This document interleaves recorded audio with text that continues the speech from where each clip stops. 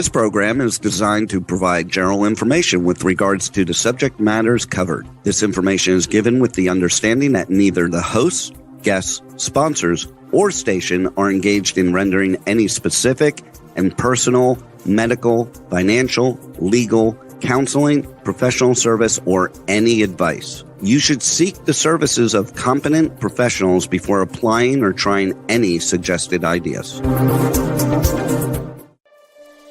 Magazine publisher and entrepreneur Judith Mancini is sharing captivating conversations with experts in their field about the latest trends in our ever-changing world to help you become healthy, wealthy, and wise. Judith Mancini Today will spark your interest and inspire you to lead your best life ever. And now, here's Judith.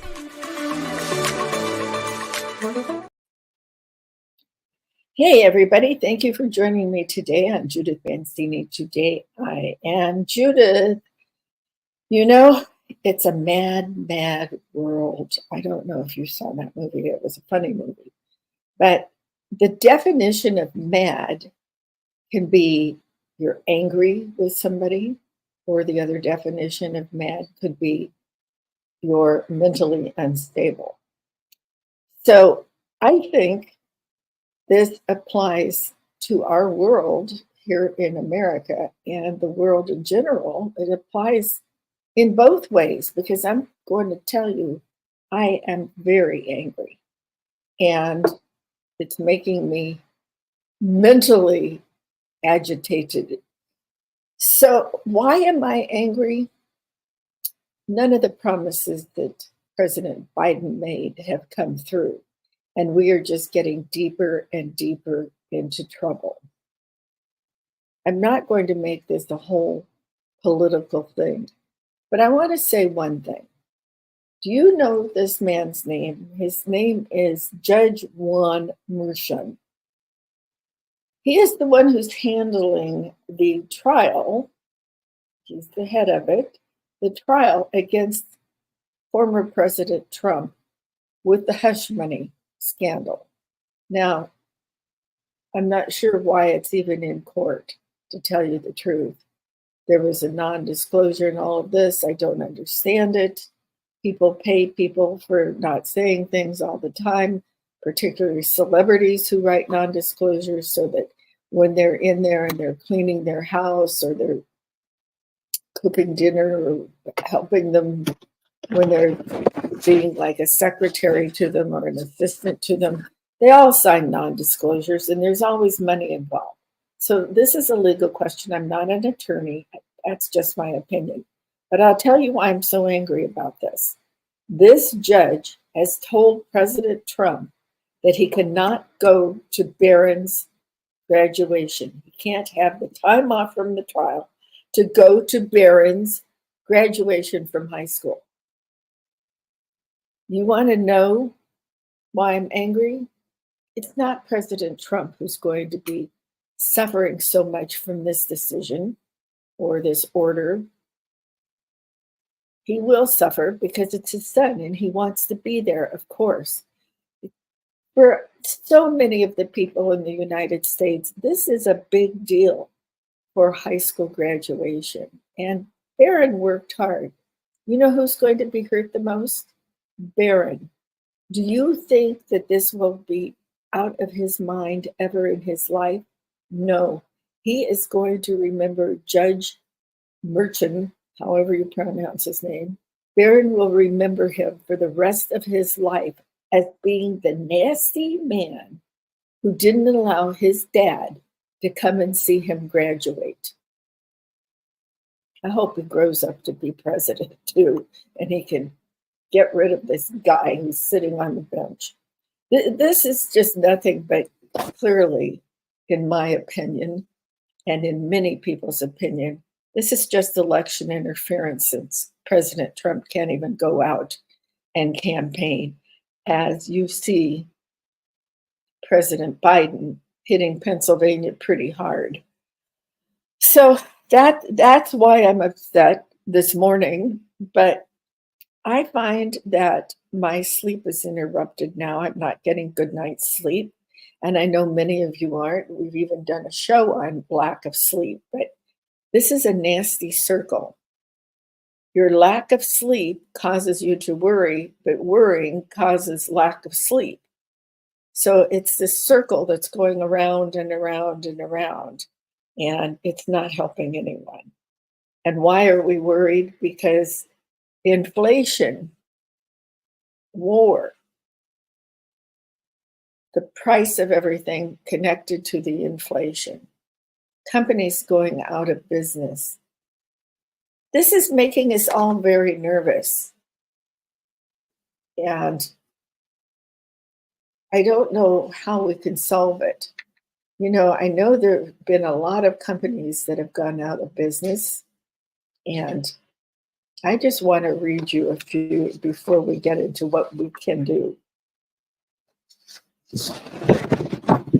These are just a few. Now, this is from a post on Facebook, and I don't know who wrote it, but they're just, I checked some of them, and some of them are correct and some are not correct. But according to this compilation of people going out of businesses or cutting back on business, there are people like Best Buy closing 20 stores. But this is nationwide. Lowe's closed 50 stores. Target is closing 9 stores in 4 states. They're all Democrat states. They're all blue states. Walmart is closing 23 stores in 8 states, and they're all blue. Is this really Build Back Better? I don't understand it. People are losing jobs. People are losing places to go buy product at an agreeable price. Dollar Tree is closing 1,000 stores. I heard on the news the other night that 99-cent stores, I think, are only in California, but they're closing every single store. Gap is closing 350 stores. Gap, people used to love Gap. They can't afford to shop there anymore. So Gap has to close. People are losing their jobs, and people are losing the cute clothes and the reasonable prices. Sears has closed all but 22 stores. I know after going around to different malls where we lived up until last October, the parking lots at these malls, these outside malls and the inside malls, are empty. Nobody's shopping. They're getting necessities. I found one glaring mistake on this report that was on Facebook from a regular citizen. U.S. Bank closed 23 branches. Well, I know that's not true because I bank at U.S. Bank. What they did close some branches, but it was due to a merger. So the people that worked at the other bank, of course, lost their jobs or they were relocated. So some of these facts aren't true. Most of them are. Bank of America closing 20. Capital One closing 50. Wells Fargo closed over 60. Grocery stores are closing. The Kroger conglomeration closed 413 stores. You know, they own a lot of different stores. Kroger does. So that's clear across the country of all the different stores they close. So Kroger owns places like Albertsons now, places like that. In California, you know that store. It's a disaster, but it's not just in this kind of inflation. Out here, you know, you listen to the news and you hear gas is up to $3 again. Well, that's true for most of the nation. In California, it's up more than that, due to the fact that Biden has even depleted the national strategic tanks, whatever you call them, the reserve, which is there for exactly what it says, strategic reserve. We're out of fuel. What would happen if we can't get any fuel to those tankers that are over trying to protect Israel, or our Air Force, or our Army, the Marines, anybody who has that, to say nothing of the airlines, where people not only use the airlines for pleasure, but many people still use them for business. This is absolutely craziness. This is not Build Back Better. This is build nothing. This is disastrous. So that's why you're stressed. Why else? I mean, we stand to be in war. We've been threatened. We're trying to help our best ally, our only ally in the Middle East, and we're trying to protect them. We're trying to help Ukraine, which doesn't tell us anything about where they're spending the money we've been sending. This is not what Build Back Better was supposed to be. It was supposed to improve the infrastructure, the social systems, the economics, the environment, and livelihoods, plus many other things. I haven't seen anything that has improved with the Biden Build Back Better plan. So I'm going to get off the bandwagon here for the vote coming up in November. But just keep all of this in mind, because it's not going to get better. You're going to have more stress, and it's going to be really rocky between now and November. So I've talked about inflation before. I've talked about how you can help yourself. I want you to get good night's sleep. So I want you to be proactive in fighting inflation, proactive in not depleting your entire life savings.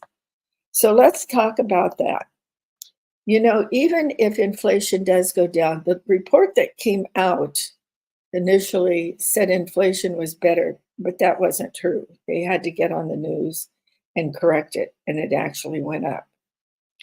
And prices usually go up with inflation, as you know. The biggest place you notice it is in your food and in your gas for your car, or your electricity for your car. I forgot. Well, I don't know how much that goes up, because it's pretty hard to even find a charging station. So we're not going to get into electric cars, which I think would be a good idea sometime in the future, but they haven't been worked out enough and made them possible to buy. So, all right, what happens with inflation? The prices go up. But what happens when inflation goes down? Do the prices go down? No, not usually. We're going to be stuck with these prices forever. Now, what can you do to have your situation improve and being able to afford to weather this inflation problem? Well, first of all, you have to have higher wages, and you have to lower the interest rates. And you know that Yellen is continuously yelling on the television cameras time to tell us that the rates are going down, but they're not going down.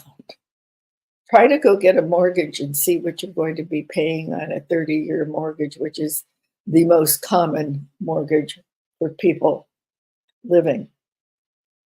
One thought: did you know in most countries you can't buy a home, a house, with a mortgage? You need to have the cash to do it. So we are very fortunate in this country that we can do that. So we need all of that, and we need the stable prices on food and gasoline for your cars and heating, all of that. Even the electric bills go up. Everything is going up. I have noticed if I go to the market now, and I have stopped going to the upscale markets like Whole Foods and Gelson's.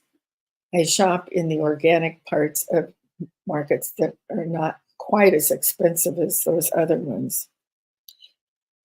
But the prices are going up everywhere. And that's because in California now, in the restaurant business, fast food market, they have raised the hourly rate to $20. Now, the interesting thing to me is everybody's complaining about that. And I can see why. Just for the heck of it, I went into Starbucks. I'm not a big fan of Starbucks. I do get hooked on one of their drinks now and then when I'm stressed. I do exactly what I'm not supposed to do. I have caffeine and sugar. Okay, but it's a ridiculous amount of money. A large one of these drinks, a Frappuccino, their icy drink, is now $7.25. Even I'm not that stupid. Well, maybe once in a while.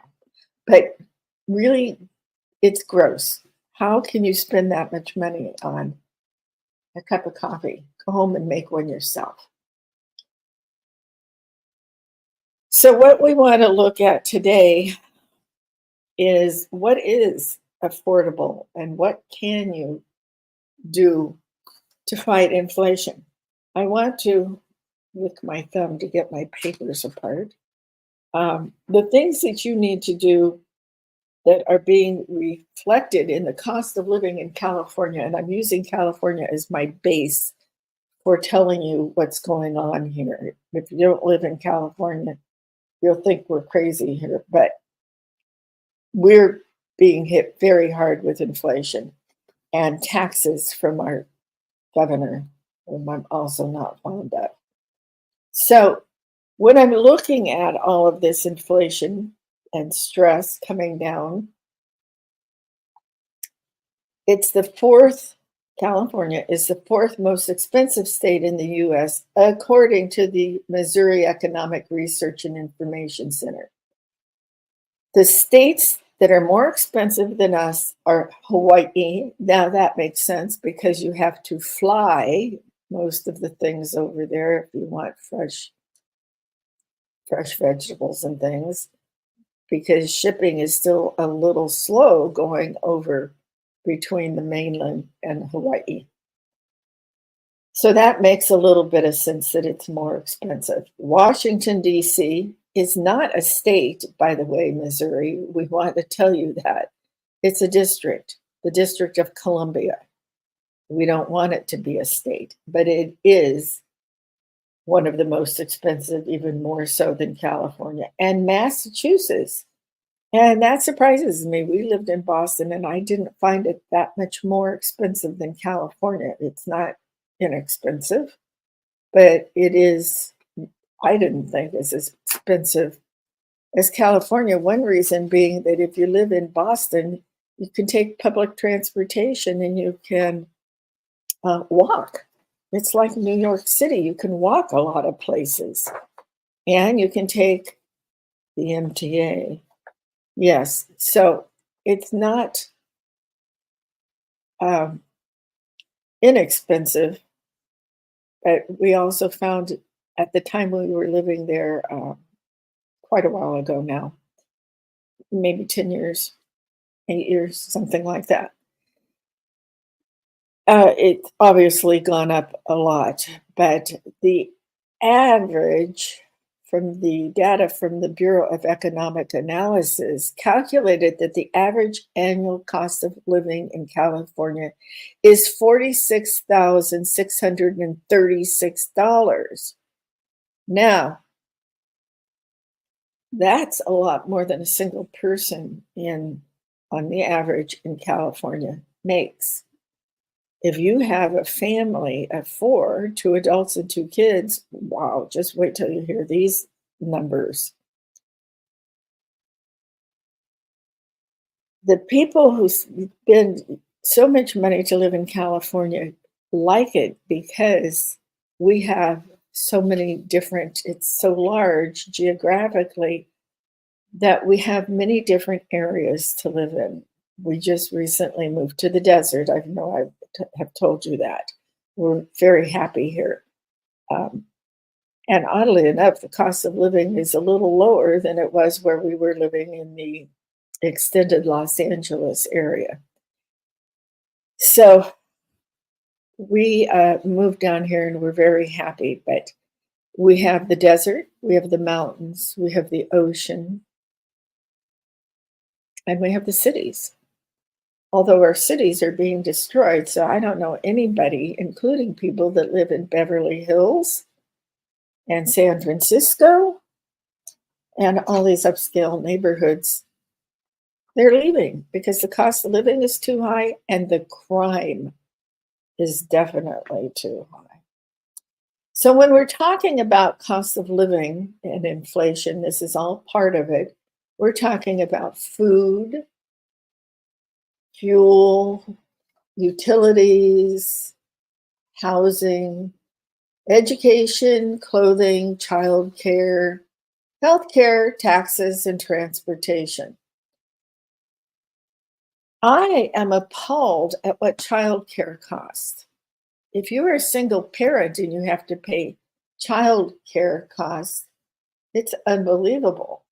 So after all of these studies have been done, the Bureau of Labor Statistics in the year 2019 and 2020, the Los Angeles metro area spent on an average $67,587 per year in those 2 years, 2019 and 2020. That's absurd. That's not what people make. So, as I said, each city, each area, and all, the cost of living can go up or down as it can in any state. So what I looked up then was, what does the average person think that you need to make to live in California? 2 adults that are married and have 2 children. Oh, excuse me. Yes, 2 children. And both are working and they're on an hourly wage. Now, keep in mind that the only ones making $20 an hour now, and this is an older study, so, are the fast food people. Or I guess some restaurants put it into, I wouldn't call Starbucks a fast food place, but I guess they do because they sell some sandwiches and things besides coffee. So things like that. The state minimum wage for companies with 26 or more employees is now $15 an hour. Okay. And they raised it to 20 in those places I just mentioned.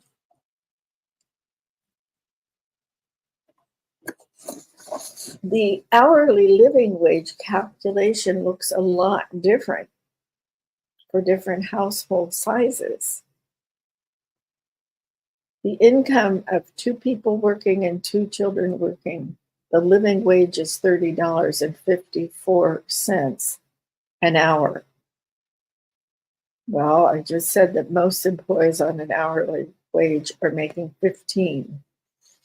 And that, I do believe, is the mandatory hourly rate, if you're being honest and paying your employees that. On the other hand, a single adult raising 3 kids would need to make $153,878 a year. Seriously? People think, apparently by this study, that you could live fairly nicely on $45,385 for a single parent, for a single person with no children. Well, Remember, those don't come in 52 weeks a year. So what are you going to do when you don't have the rest of the money?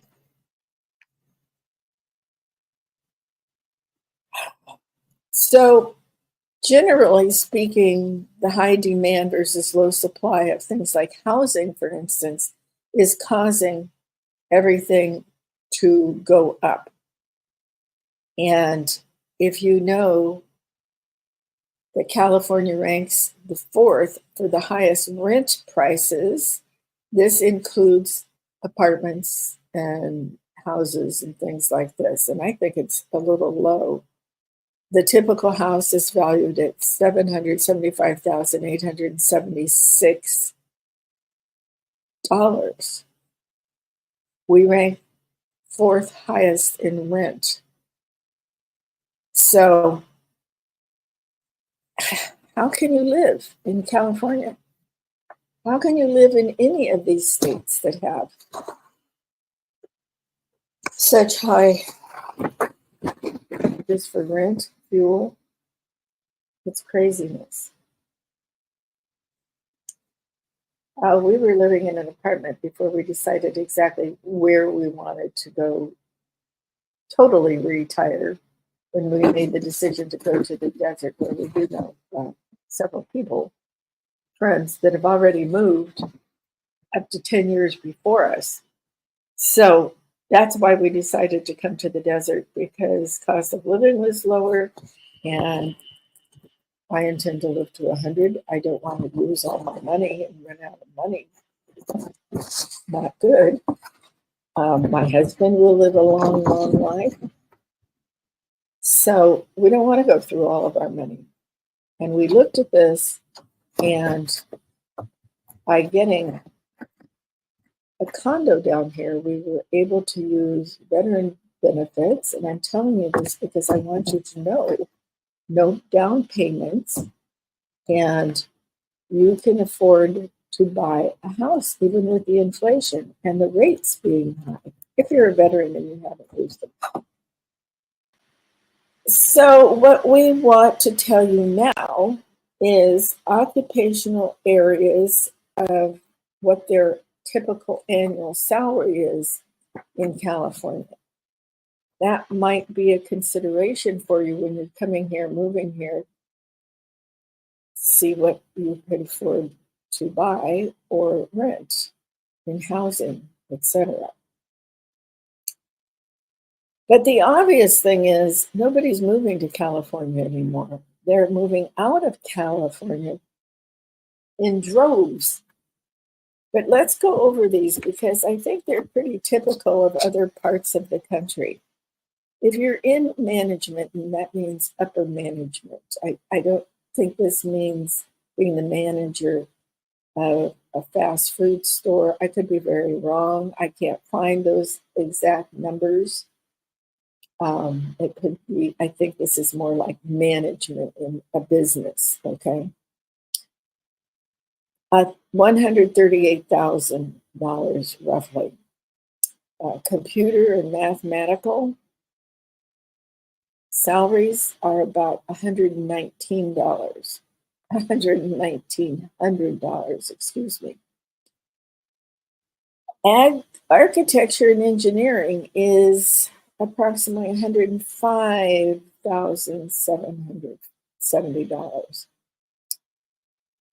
Business and financial operations, I can't believe this would be right, except for perhaps somebody working in a bank, something like that. Business and financial operations. I definitely don't think it's a big producing stockbroker or financial planner, but they say it's $84,000. Community and social services. Now, this is a really low salary for somebody, $58,000. Social sciences, life and physical and social science. I don't know what that includes, but it's $91,000. If you're an attorney, somebody in the legal world here and not doing huge trials like are going on now, it's about $117,000 $118,000. If you're a teacher, if you're in education and you're a teacher or you're in training or a library or something like that, it's only $65,000. How are you supposed to live on that and put anything away? So, construction and extraction. I guess that's knocking the buildings down. I don't know what else it would be. $62,000. Sales, $38,000. How do people live on this? And I'm not saying how do they live in a glorious, glamorous style. I'm talking about everyday people that are trying to exist in a nice place to live and raise their children. To go be an office admin, it's $46,000, almost $47,000. So I just don't know how people can live in California, but we do, and we love it. But there are a lot of people who don't make this kind of money in some of the fields like legal services and healthcare. And so actually our salaries are a little higher than some places.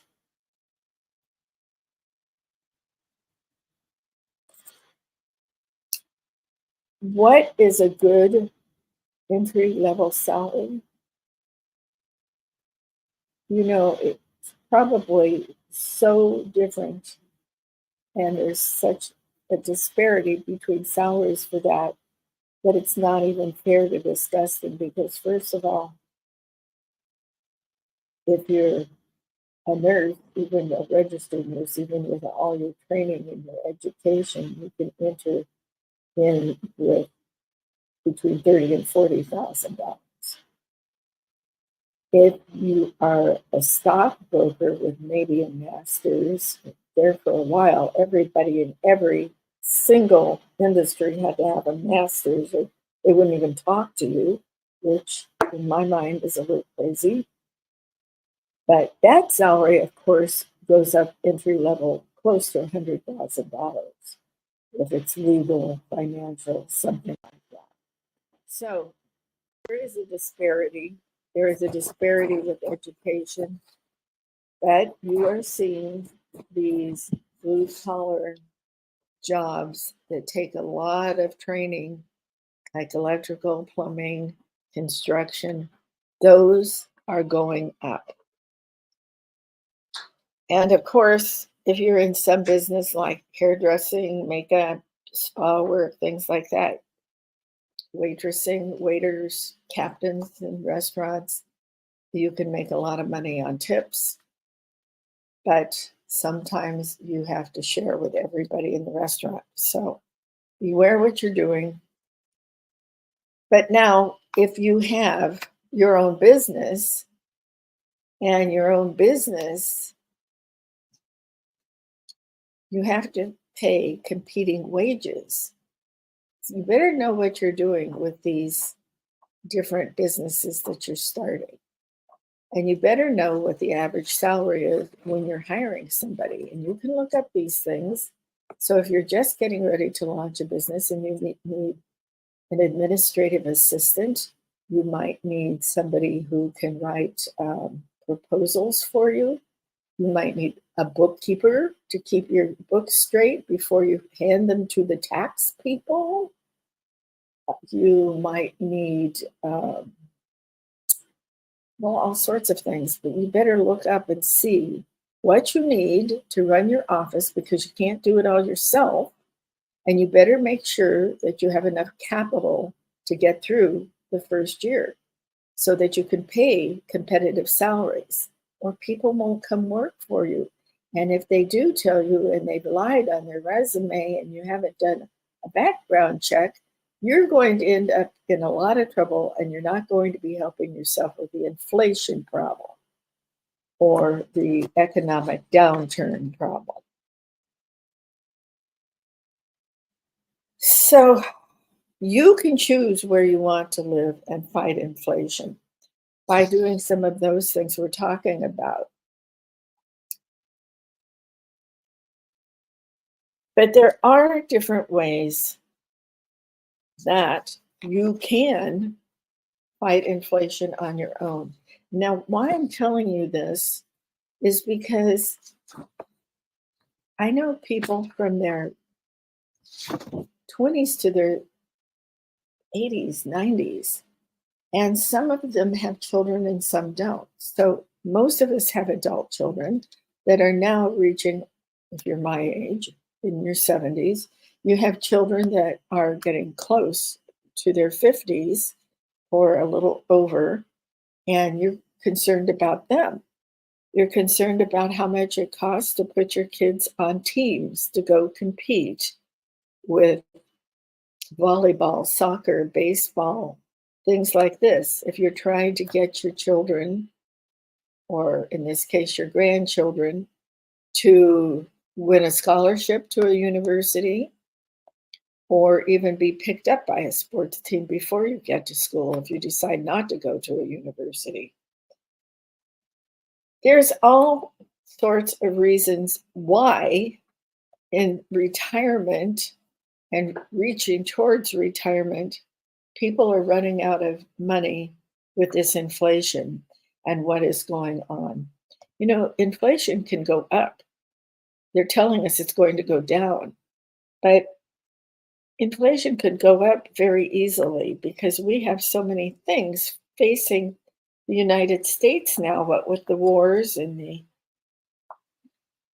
trying to change everything, giving reparations to people, uh, going back to the Civil War, giving people money like the migrants, the illegal migrants, the illegal aliens, giving them $300 a week or giving them $1,000. Some of them are getting $10,000 debit cards. It's craziness. We can't afford to have all these people here. So that's another reason I'm upset. I think you should look at these grandparents who are trying to help their younger children with their grandchildren's costs that are piling up. You know, kids grow, they got to have clothes, they have to have healthy food on the table. And maybe your children are not making $500,000 a year or more than that. So you might have to step in there and help them. On the reverse side, some of your parents may be at the stage of where they're 90 to 100 or a little over, and maybe their Social Security isn't cutting it, so to speak, to have constant help for them or getting them a care place to go live. Maybe some of them have Alzheimer's. It's difficult to get a live-in nurse or to have somebody come in once a day. It's suddenly something that in your 70s or 80s you might have to think about to help your parents, because maybe they help pay for your education when you're growing up. Maybe they continued to do it when you got your first job. There's all sorts of things. So what I'm trying to tell you is right now, while things are 3.3% inflation, 3.5%, maybe climbing to 4%, maybe dropping to 2%, something like they keep saying, but I don't believe it. You need to cut back on your budget if you've been helping people and shelling out money for various things. And I'm not saying it's wrong to keep doing it if you can afford it, but you need to think about yourself.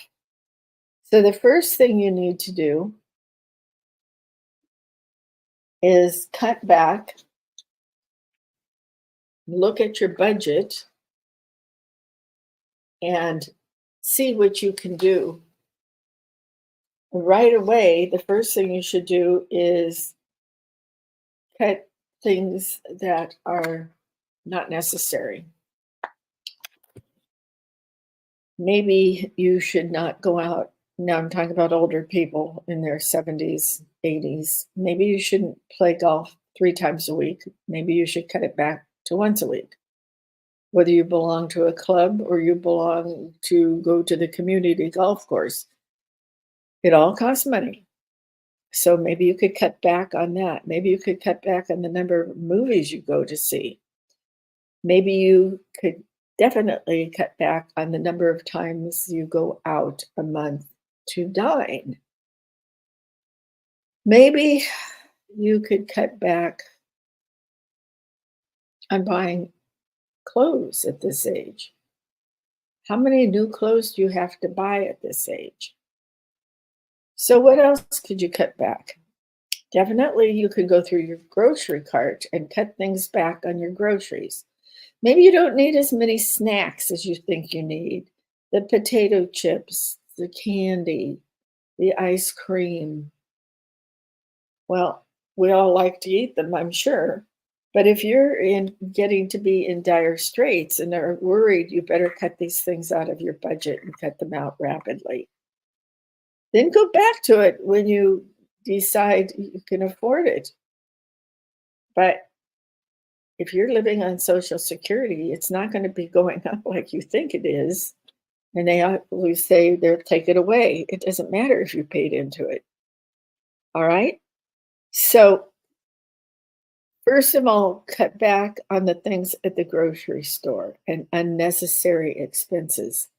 Maybe you want to go see a movie a couple times a week. Maybe you want to go to the symphony or the play and you can no longer afford season tickets. Maybe you should choose one symphony to go to, and when things get a little better, go back and get your season tickets. You have to stop using those credit cards and pay them off. Now, credit cards should be for emergencies and things that you need to get done. Sometimes people like to use credit cards rather than cash because it's easier to keep track of what you're spending, and that's a good idea. We're going to do a show on digital dollars and getting rid of real cash. Now, there's a lot of people who say right now you should use real cash because it goes to somebody else and it goes down the line, it trickles down to everybody, and that same $100 bill or $50 bill gets used over and over and over. But when you have cash in your pocket or in your handbag, it's very easy to spend it rather than having to get in and dig through your things to get your credit card and know how much you can spend. So there's a reason for everything. You have to make these decisions yourself. And there are other ways to cut back. You can now monitor your electricity, your gas bill, your water bill, your utilities for your home.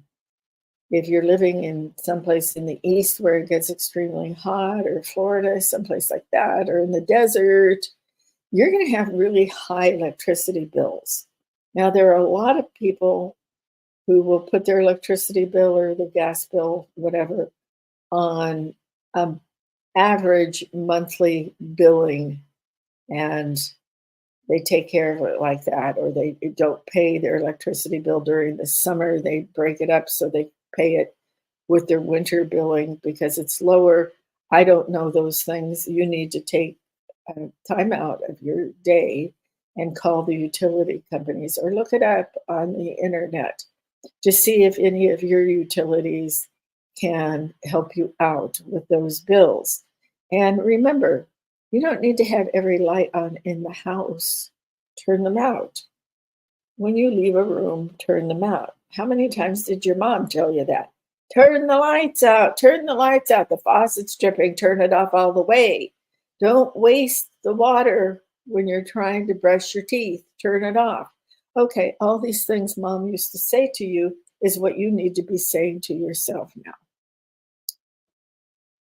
The other thing I want to tell you, because we are running out of time, you need to try to save money even if you are in a pickle right now, because things won't always be like this, and you need to prepare for the next spurt of inflation. It's hard to save money, but if you're in this place right now and you don't have any savings or anything, I urge you to go find a bank, a financial institution that will give you a high earning savings account. Now, what I mean is make sure it's over the inflation rate and make sure you're getting an honest one. There are some really good banks that have these things. One thing is that you can ask your bank if they have it. They have several high yielding ones, but you can't take money out normally in regular banks.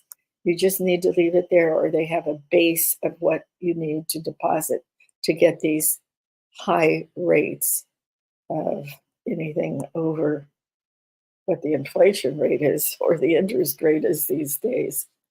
So I'm going to recommend one that I've done a lot of research on the internet. I'm not actually recommending it to you. It's one I use because you can take money out of it when you want. There is no balance requirement. You don't need to put $100,000 in it or 50,000 or 25,000. You can put whatever you want in.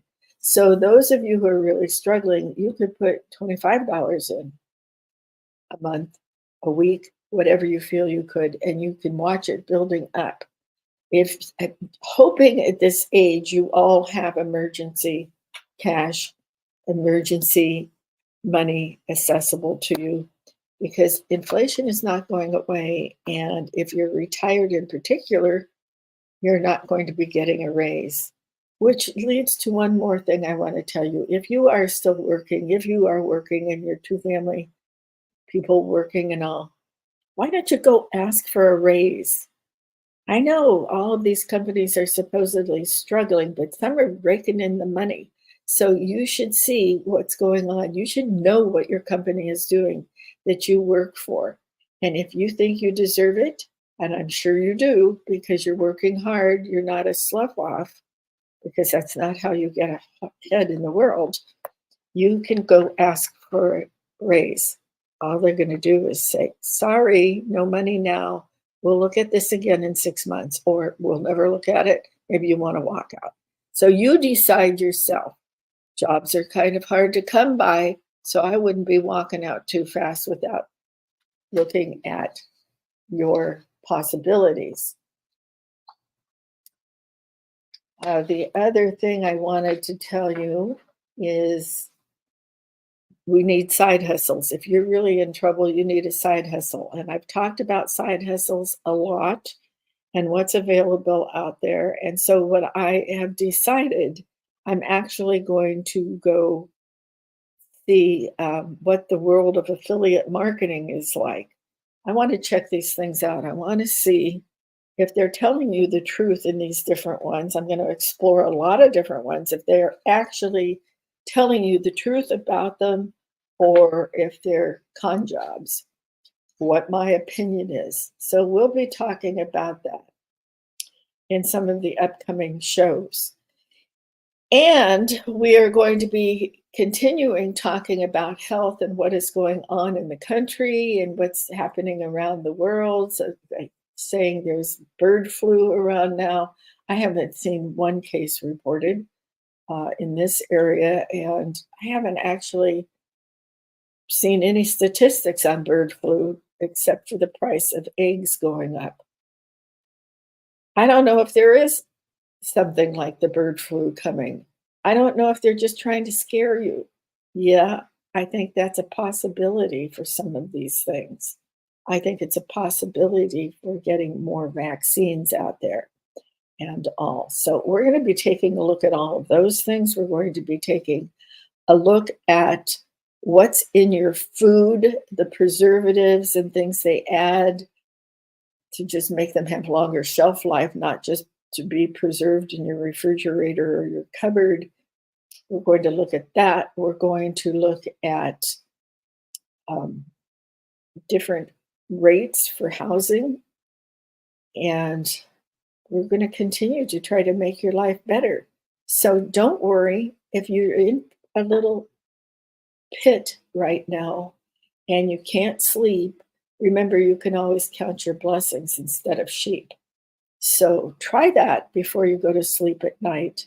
But in the meantime, get off the chair, stand up, and start doing something to correct your financial position, because we're in for the fight.